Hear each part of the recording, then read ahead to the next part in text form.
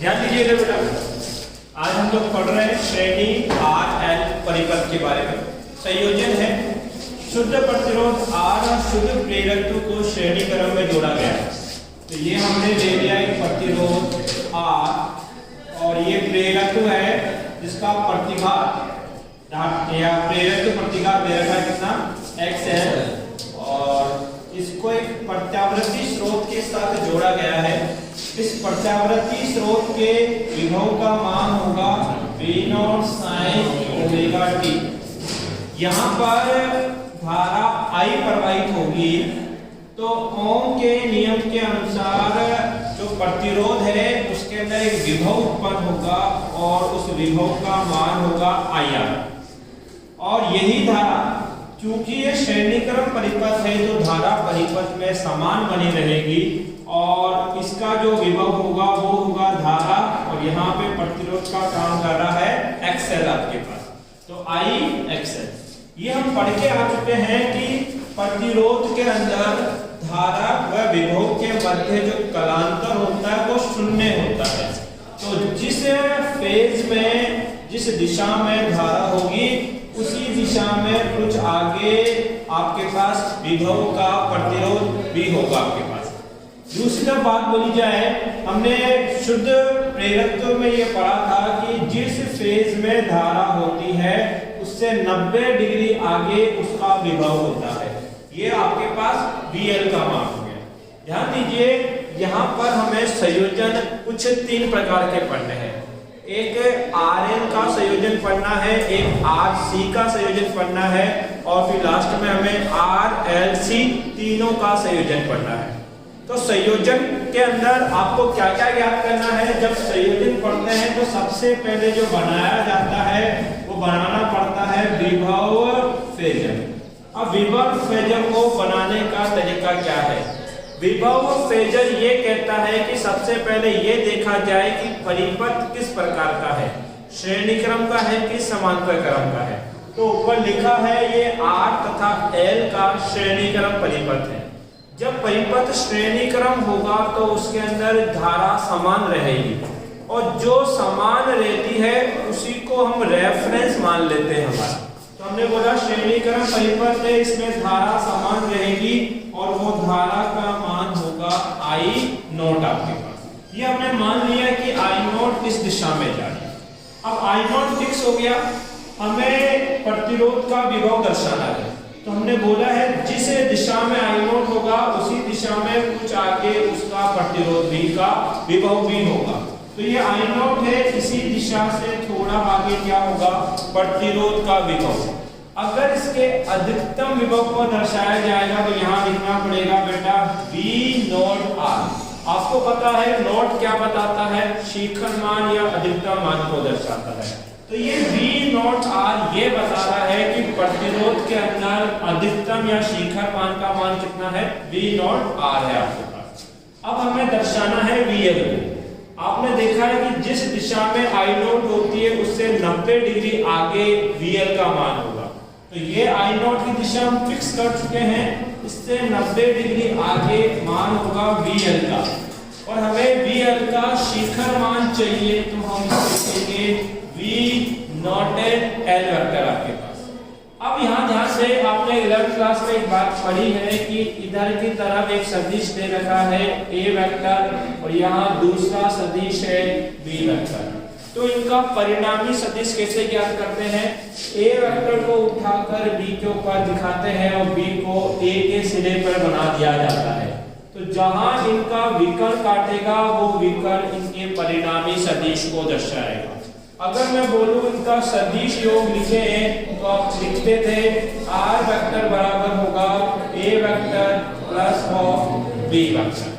अगर आपसे पूछा जाए कि सदिश का परिमाण निकालें तो सदिश का परिमाण निकालने का सूत्र था अंडर रूट ऑफ पहले सदिश का स्क्वायर प्लस दूसरे सदिश का square plus 2ab cos theta, जहां पर थीटा a व b के मध्य का कोण हुआ करता था। यहाँ पर ये a है और ये b है और ये दोनों के मध्य का कोण 90 डिग्री है। तो थीटा की जगह लिखा जाएगा 90 और cos 90 का मान होता है 0, तो ये पूरी संख्या 0 हो जाएगी। अर्थात जब दो लंबवत सदिश होते हैं, जैसे यहाँ पर है a वेक्टर और b वेक्टर, तो उन लंबवत सदिशों का सदिश योग का सूत्र लिखा जाता है a vector plus b vector, और उन लंबवत सदिशों के परिणामी का जो परिमाण होगा वो परिमाण होगा under root of a square plus b square. अब इन चीजों को हम लोग यहाँ दर्शाएंगे। यहाँ पर मेरे पास दो सदिश है, एक है VOR वेक्टर और दूसरा है VOL वेक्टर। मुझे परिणामी विभव का मान ज्ञात करना है। तो वो विभव किस प्रकार से ज्ञात किया जाएगा? इस सदिश को उठा के इसके ऊपर दर्शाएंगे और इसको यहाँ बनाएंगे हम लोग। तो जहां इसका विकर्ण काटेगा वो विकर्ण परिणामी विभव को दर्शाएगा। ध्यान दीजिए, यहाँ पे परिणामी अधिकतम विभव का मान है V0। मान लेते हैं ये V0 आपके पास 100 वोल्ट है, तो ये 100 वोल्ट ही आगे जाके R और XL के अंदर विभाजित होगा। जैसे VR का मान लो ये 70 है, तो VL का मान कितना होगा? 30 आपके पास। भाई जितना दोगे वोल्ट तो आगे जाके बटेगा। मैंने 100 वोल्ट अधिकतम दिया तो इसको मिल गया 70 अधिकतम, इसको मिला 30 अधिकतम, कुल 100 हो गया आपके पास। तो यहाँ पे यही बात बोली जाएगी कि जब 70 और 30 को पुनः जोड़ोगे तो वो योग आपके पास अधिकतम परिणामी विभव के बराबर आना चाहिए। तो मैंने VOR और VOL को जोड़ा तो वो किसके बराबर आएगा? V0 के। एक बात याद रखोगे कि I0 व V0 के मध्य का कोण कितना मान लेंगे? 5, और ये कहलाएगा यहाँ पे कला कोण आपके पास। इसका मान भी अभी ज्ञात करेंगे।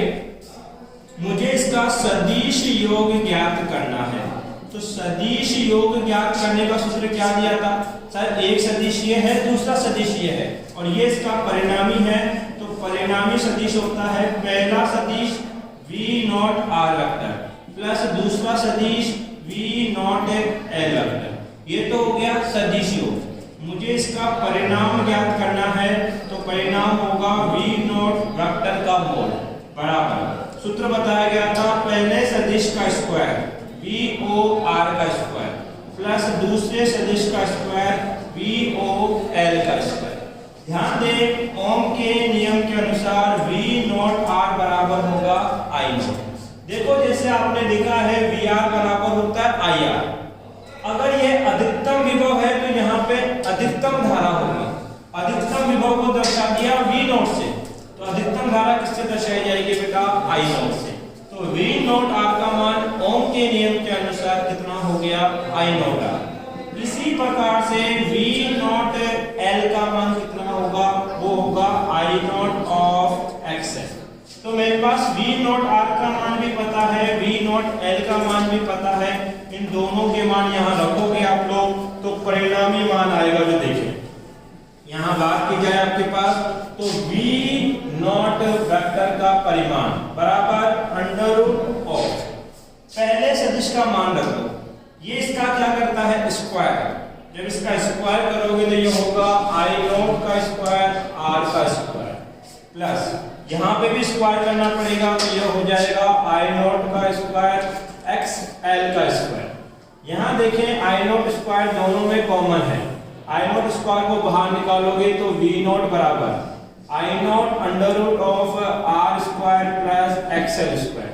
मैंने क्या किया? I0 स्क्वायर कॉमन ले लिया, बचेगा R square plus XL square का अंडर रूट। अब ये I0 स्क्वायर रूट से बाहर आएगा तो केवल कौन बाहर आएगा? I0। ये स्टेप मैंने डायरेक्ट लिख दिया आपके पास। तो आपको मान पता लग गया, V0 बराबर होता है I0 under root R square plus XL square. I0 को अपॉन में ले आओ तो V0 अपॉन I0 बराबर होगा under root of R square plus of XL square आपके पास। यहाँ एक नई टर्म आप पढ़ने को सीखोगे, वो आपके पास कहलाता है कुल इम्पीडेंस। एक मिनट मैं हिंदी में वर्ड देख लेता हूँ।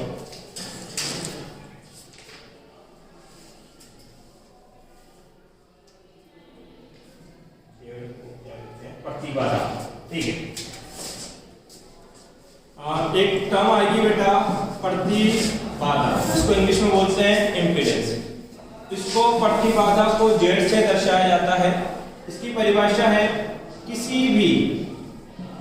भी संयोजन परिपथ किसका संयोजन, आर एल का संयोजन हो, जो भी हम पढ़ रहे हैं आर और एल का संयोजन, या आर सी का संयोजन हो, या आर एल सी तीनों का संयोजन हो, तो परिपथ का कुल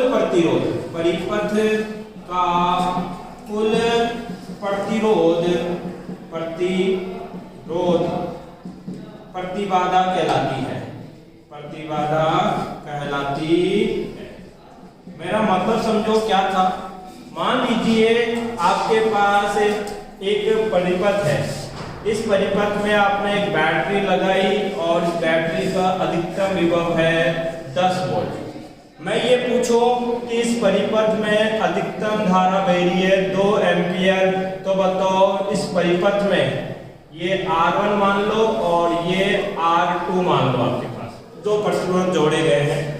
अगर आपसे बोला जाए इस परिपथ की कुल प्रतिरोध का मान कितना होगा, तो हम बोलेंगे सर कुल प्रतिरोध यहाँ रहा होगा R1 प्लस ऑफ R2, क्योंकि ये दोनों श्रेणी क्रम के हैं। अब यहाँ से आप अकेले R1 का और अकेले R2 का मान तो नहीं प्राप्त कर सकते, परंतु आप कुल प्रतिरोध R इक्विवेलेंट कितना है वो ज्ञात कर सकते हो। ओम का नियम ये कहता है कि R इक्विवेलेंट होगा कुल विभव बटा कुल धारा, V0 अपॉन I0। तो V0 का मान दे रखा है 10 और I0 का मान है 2, काटोगे आएगा 5 ओम, अर्थात R1 और R2 का योग कितना होगा 5 ओम। इसका मतलब हम एक चीज देख सकते हैं कि अगर परिपथ का कुल विभव हो और परिपथ की कुल धारा हो और दोनों का अनुपात निकाला जाए, तो ये अनुपात उस परिपथ के कुल प्रतिरोध को दर्शाता है। यहाँ देखें इस परिपथ की अधिकतम विभव का मान होगा V0, इस पूरे परिपथ की अधिकतम धारा का मान कितना होगा I0, और ये अधिकतम विभव और अधिकतम धारा का अनुपात है, तो ये विभव और धारा का अनुपात इस परिपथ के कुल प्रतिरोध को दर्शाएगा। और मैंने कहा परिपथ का जो कुल प्रतिरोध होता है उसको क्या बोलते हैं, प्रतिबाधा बोला जाता है। अर्थात जो Z का मान है वो होगा V0 अपॉन I0। ठीक है, तो Z बराबर है यहाँ पे V0 अपॉन I0 के मान के, और Z क्या दर्शाता है, इस परिपथ का कुल प्रतिरोध को दर्शाता है। आपके पास एक चीज और देखें, आपने पढ़ा है कि Vrms बराबर होता है V0 बाई रूट 2 और Irms बराबर होता है I0 बाई रूट 2। तो यहाँ देखें V0 बराबर लिख सकते हैं Vrms गुना रूट 2, Vrms गुना में रूट 2 बट्टे में I0 बराबर लिख सकते हैं Irms गुना में रूट 2 से रूट 2 कट गया, तो Z के दो मान होते हैं, एक होता है V0 अपॉन I0 और एक होता है इसका Vrms बट्टे में Irms। ठीक है, ये तो बात हो गई किसकी, प्रतिबाधा की। अर्थात ये जो V0 अपॉन I0 का अनुपात है इसको मैं Z लिख दूंगा, तो आपके पास एक सूत्र बन जाएगा, Z बराबर होगा under root of R square plus of XL का स्क्वायर। यहाँ पर ध्यान दें, आगे आपके पास ये आपने प्रतिबाधा निकाली है। नेक्स्ट जो हमें निकालना है वो निकालना है बेटा कला कोण। आपके पास कला कोण कैसे निकालेंगे, कला कोण के लिए क्या करें, जो आपने विभव फेजर बनाया है, इस विभव फेजर से एक त्रिभुज बाहर निकालें। तो सर जी यहाँ एक त्रिभुज का निर्माण हो रहा है, ये वाला, इस त्रिभुज को एज इट इज यहाँ बना लें, ये त्रिभुज बन गया। ये विभव दे रखा है VOR, ये विभव है VOL, तो ये का मान भी कितना होगा, VOL ही होगा, क्योंकि आपके पास जब सदिश निरूपण किया जाता है तो समांतर भुजाओं के मान बराबर होते हैं, जितना मान इसका है वही मान इसका भी लिखा जाएगा। और ये मान आपको दे रखा है V0 और ये एंगल है फाई। कला कोण निकालने का मतलब है tan फाई का मान बताना। तो tan फाई होता है लंब बटा आधार। आपके पास लंब आपके पास है VOL और आधार का मान है VOR आपके पास। तो tan फाई का एक सूत्र तो ये हो गया। tan फाई का एक और सूत्र होगा वी ओ एल को लिख सकते हैं आई नॉट एक्सएल आपके पास, आई नॉट एक्सएल, और वी ओ आर को लिखा जा सकता है आई नॉट आर, आई नॉट से आई नॉट काट दोगे तो tan फाई का मतलब होगा एक्सएल बट्टा आर आपके पास। अब ध्यान दें, इसके बाद आपको बनाना है धारा समीकरण, धारा समीकरण। तो आपने यहाँ पे क्या बनाया, विभव फेजर। इस फेजर में दो चीजें थी, एक तो वी नॉट का मान है, एक इसका मान है आई नॉट, अर्थात हम फेजर बना चुके हैं, फेजर बना चुके हैं। तो ये बात नियत है फिर से कि आई का मान आई नॉट साइन ओमेगा टी तो होगा ही होगा, क्योंकि वो साइन के रूप में लिखा होगा और उसका समीकरण पॉजिटिव होगा, तभी तो उसका फेजर बना होगा आपके पास। तो इतना तो रहेगा। अब जब आप संयोजन करते हैं, चाहे से RL का संयोजन करें, चाहे RC का संयोजन करें, आपके संयोजन के अंदर कुछ कोण जुड़ता है या कुछ कोण घटता है।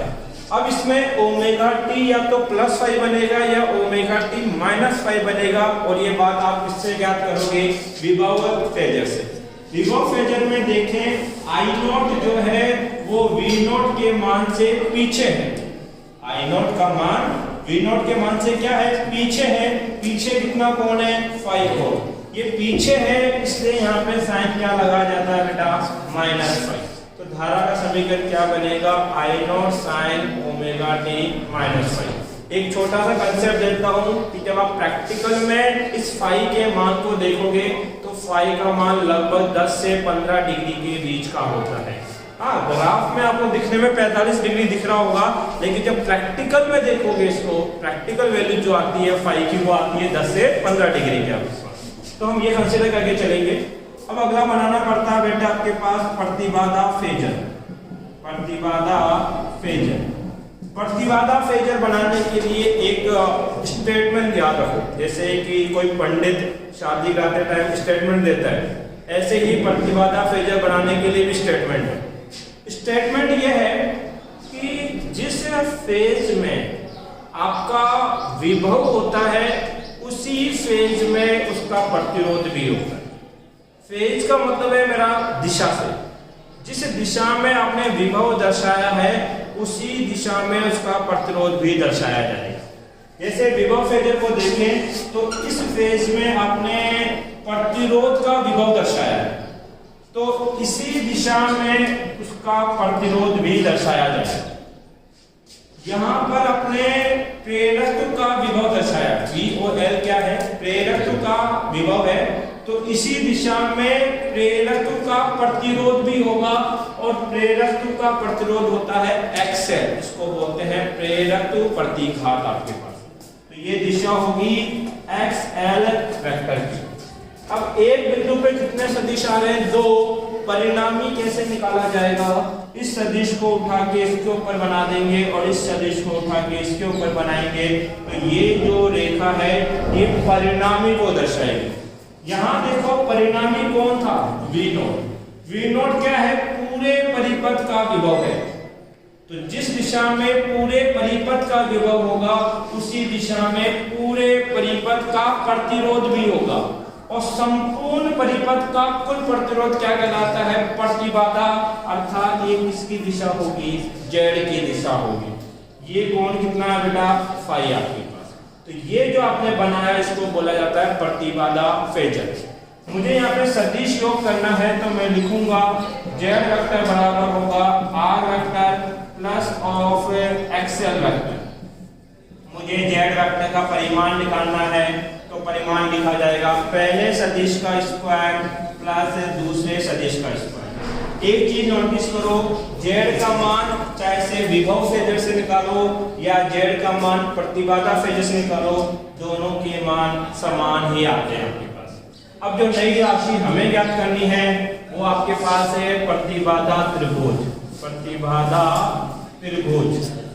अब देखो जो आपने प्रतिबाधा फेजर बनाया, यहाँ से एक त्रिभुज भाग निकाल लो, उस त्रिभुज को बोलेंगे प्रतिबाधा त्रिभुज। तो यहाँ से मैंने एक समकोण त्रिभुज बाहर निकाल दिया कुछ इस प्रकार का, ये वाला त्रिभुज बाहर निकला, ये R को दर्शाता है, ये Z को दर्शाता है, ये कौन फाई है। अगर ये XL है तो तो सदिश निरूपण में ये भी कितना होगा, एक्सएल भी होगा, ये एक्सएल होगा। यहाँ पे फिर से दो चीजें ज्ञात करनी है। एक ज्ञात करना है कला कोण। कला कोण का मतलब होता है tan फाई ज्ञात करना।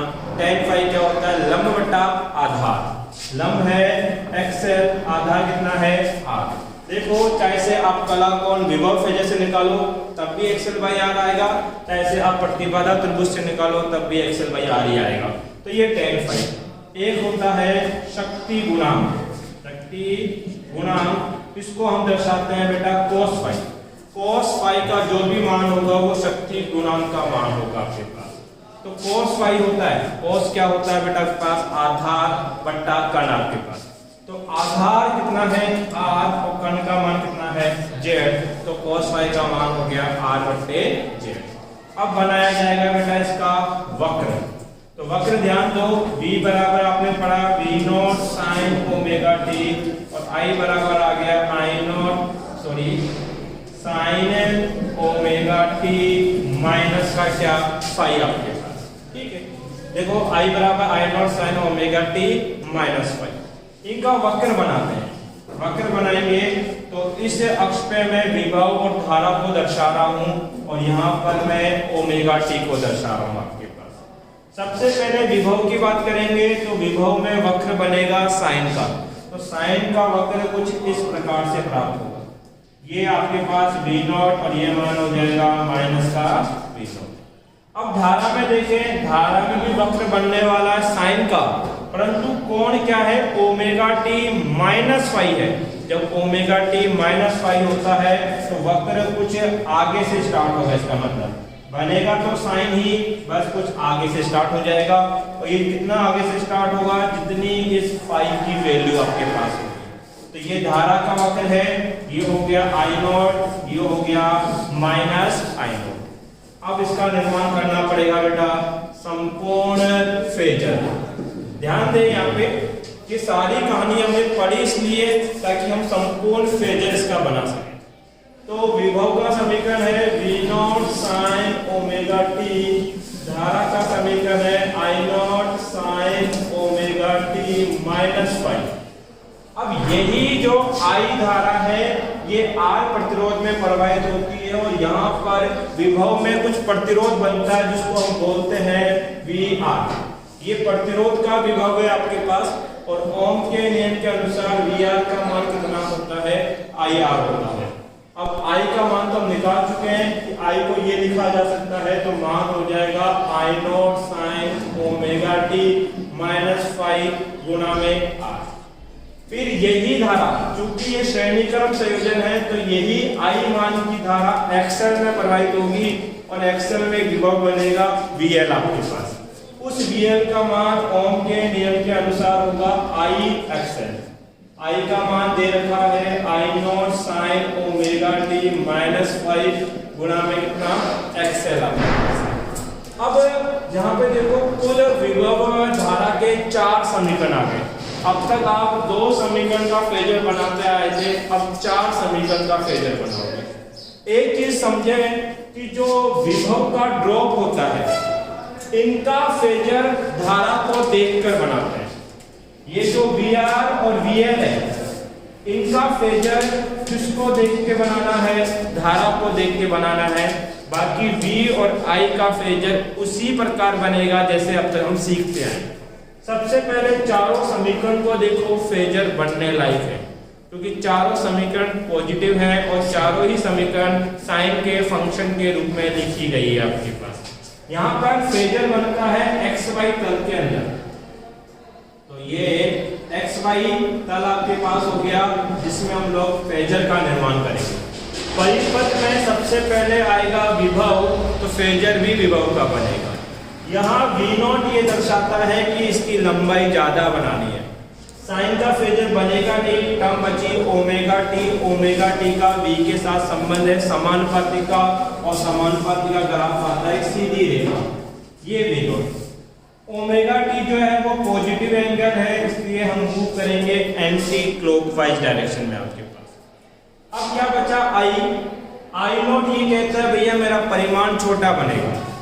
साइन का फेजर बनता नहीं। अब बचा ओमेगा टी माइनस फाइव। तो थोड़ी देर पहले मैंने एक बात बोली थी, फाई एंगल लगभग 10 डिग्री के आसपास होता है।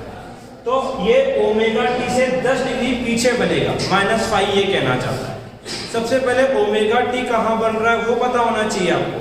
तो ये है ओमेगा टी, इससे 10 डिग्री पीछे। तो यहाँ पहुंचोगे, ये हो गया कितना आई नॉट, और ये नेगेटिव है फाइव, इसलिए आप क्लॉकवाइज बनाओगे और ये बनेगा फाइव आपके पास।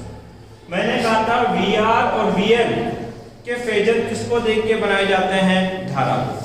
देखो अगर आई नोट का दिशा पता है तो उसी के आगे किसका मान बना जाता है, वी आर का। और ये जो फेजर आपने बनाया है इसमें आई नोट आपको पता है ये दिशा। तो आपके पास तो आप लोगों के पास जो वी आर का मान होगा वो इसी दिशा में कुछ आगे होगा। ये मान किसका हो गया, वी आर का। फिर उसके बाद करते हैं वी एल। देखो वी एल आई नॉट से 90 डिग्री आगे होता है। तो ये आई नॉट है, इससे 90 डिग्री आगे जाओगे तो इस ओर जाओगे, ये मान किसका हो जाएगा, वी एल का मान हो जाएगा आपके पास।